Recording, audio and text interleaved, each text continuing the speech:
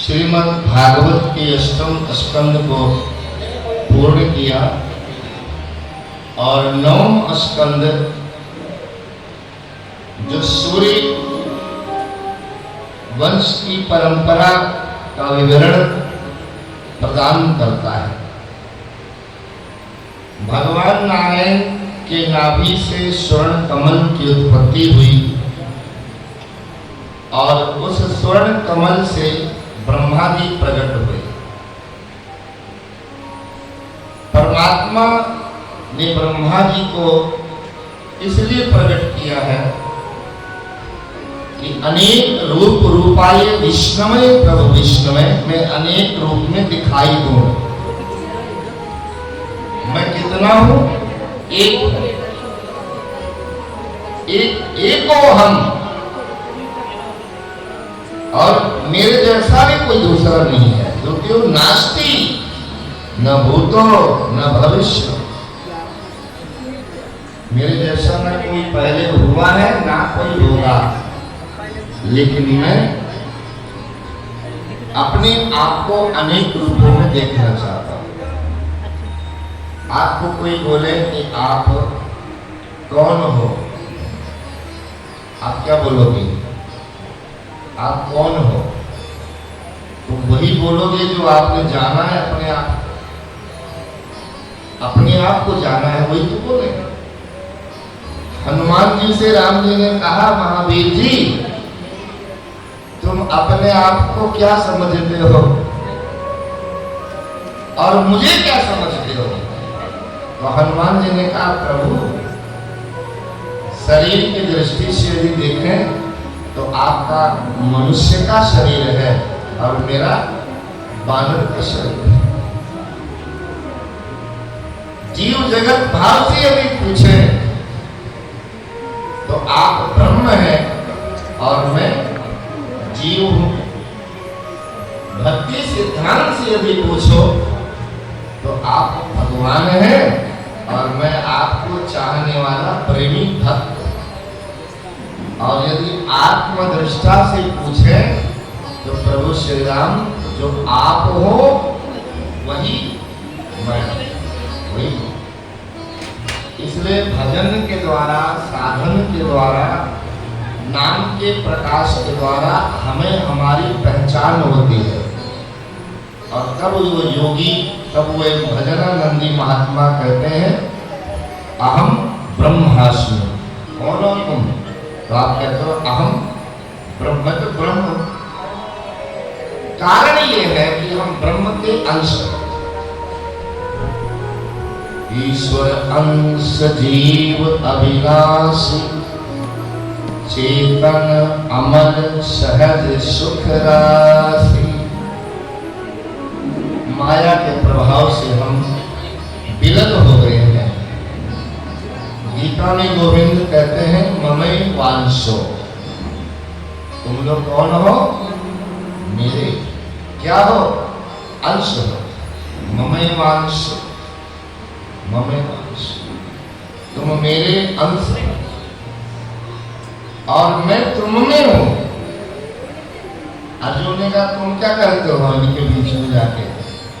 तो भगवान कहते, अहम वैश्वानरो भूत्वा प्राणिनां देहिमाश्रिताः प्राणापान समायुक्त पचान्नं चतुर्विधम्। मैं तुम्हारे अंदर बैठता हूं। अच्छा, कभी हमने विचार किया कि हमने अमरूद खाया, खा के हाथ धो लिया, तो वो अमरूद आपने कहाँ डाला? पेट में डाला। और आपको उस अमरूद के गुण कहाँ चाहिए? हमारी आंख भी ठीक रहे, हमारे बाल भी ठीक रहे, हमारी भुजाएं भी ठीक रहे, हमारी चाल भी ठीक रहे। अमरूद एक है, लेकिन उसका लाभ हमें अनेक प्रकार से चाहिए। तो वो कौन पहुंचाएगा? वो कौन पहुंचाएगा? जो अंदर सप्लाई करने वाला वो है। अहम वैश्वानरो भूत्वा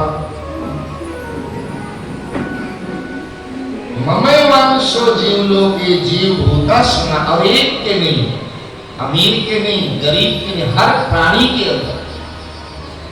इसलिए सनातन धर्म में दया का प्रचलन है। दया पर दया की जो रक्षा करता है उसे भगवान की याद आती है, दयावान को परमात्मा की याद आती है।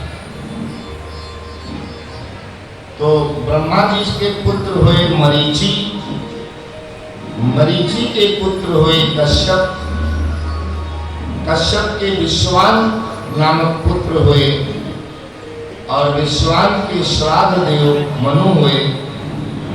इनकी श्रद्धा नामक पत्नी से पुत्री का जन्म हुआ, पर राजा का मन संतुष्ट न हुआ।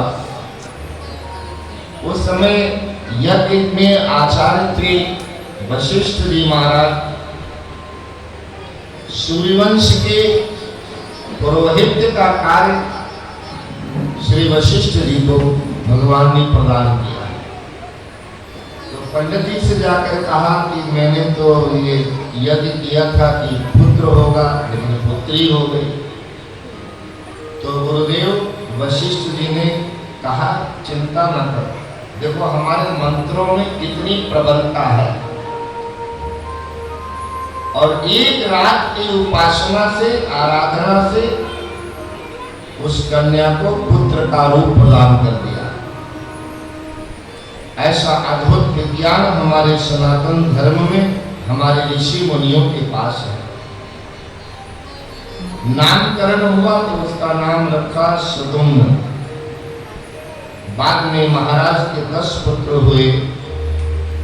उन्हीं 10 के नाम है इक्ष्वाकु, नृग, शर्याति, नभग, कवि आदि। इन्हीं से सूर्यवंश का विस्तार हुआ है। महाराज शर्याति के वंश में रैवत हुए, जिनकी पुत्री के साथ द्वापर में बलराम जी के साथ विवाह हुआ, देवी देवती के साथ। नभग के पुत्र नाभाग हुए, और इनके परम भागवत पुत्र हुए, जिनका नाम है अम्बरीश। अम्बरीश, अंबर कहते हैं आकाश को। जहां तक आकाश का क्षेत्र है वहां तक महाराज अम्बरीश का शासन है। आज हम लोगों से हमारे घर का शासन नहीं चलता। एक को मनाओ तो दूसरा उठ जाता है, अपने बेटे को मनाओ तो भाई का बेटा रुस जाता है, भाई के बच्चे को खुश करो तो कोई तीसरा रूसा बैठा हो। एक परिवार आज का मुखिया नहीं संभाल सकता। लेकिन ये अम्बरीश हैं,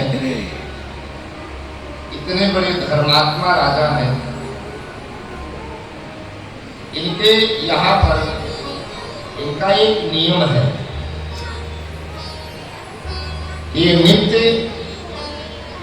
अग्नि को साक्षी मानकर यज्ञ करते, और प्रत्येक एकादशी को व्रत करते। अम्बरीशो महाभागा सप्तदीपवती महीम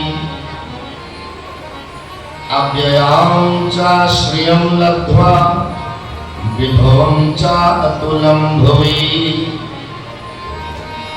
वासुदेवी भगवती तद्भक्तिषु च साधसु प्राप्तो भावं परं विश्वं हीनेदं लोष्टवत् स्मृतम्। बहुत भाव से, क्योंकि अम्बरीश महाराज जी जानते हैं कि ये जीवन सदा एक जैसा रहने वाला नहीं है। आज हमारे हाथ में पावर है, आज हमारे हाथ में समर्थ है, तो ये समर्थ, ये धन माल ऐश्वर्य वैभव ये सदा हमारे हाथ में रहने वाला। कुछ समय आता है जो हमें इसको देना पड़ता है, और जो नहीं देना चाहता है उससे संसार छीन लेता है, छीन लेता है।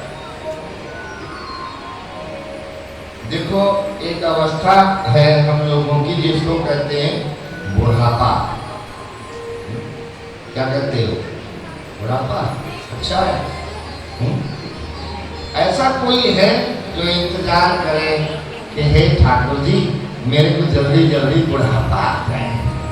कोई ऐसा है? कोई नहीं चाहता। हाँ, बुढ़ापा, बूढ़ा तो ये जरूर चाहेगा कि हे गोविंद पहले जैसे ताकत दे दो। बिना हाथ लगाए धरती पे हम उठ जाया करते थे, अब धरती को हाथ लगा के भी नहीं उठा जाता। तो इस अवस्था का नाम है बुढ़ापा। आज जितने बूढ़े बैठे हैं, पहले ये भी एक दिन जवान थे, हड्डे कट्टे थे।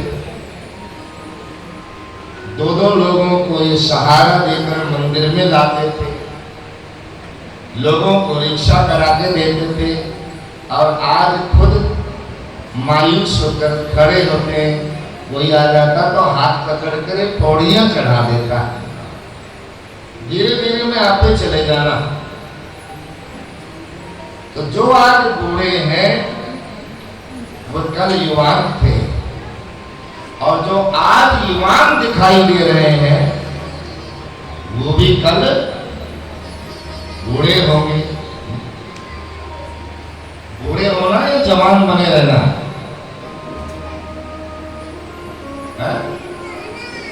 जवान नहीं बने रहना। जवान वो रहता है जो निरंतर ठाकुर जी का चिंतन करता है। तो ठाकुर जी युवान है। कभी बूढ़े ठाकुर जी को देखा है? बूढ़े राम जी को देखा कभी? नित्य नवीन